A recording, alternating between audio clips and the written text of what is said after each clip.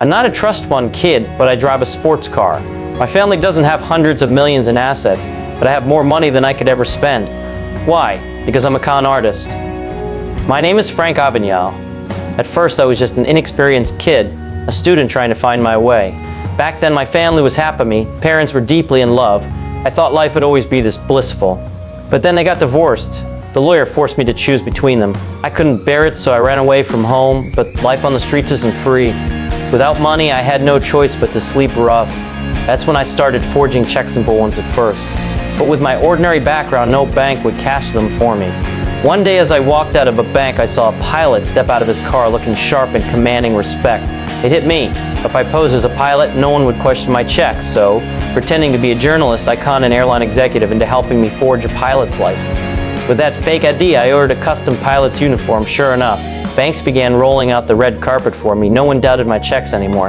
One day, using my charm and good looks, I sweet-talked a bank teller into revealing the materials used to make checks. She even introduced me to an auction where I bought a check printing machine.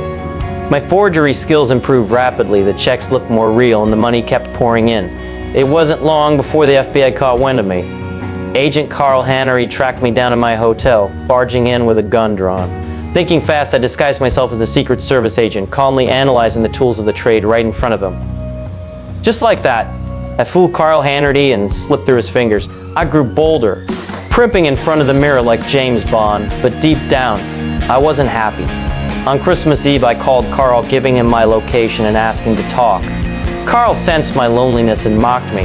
Assuming I was lying, rejected, I reinvented myself again, this time as a doctor at the hospital. I fell in love with a nurse and met her parents. I thought her father had figured out my secret, so I tried confessing everything. But instead of exposing me, he was won over by a romantic line. I blurted out. Later, I passed the bar exam, became a chief administrative assistant.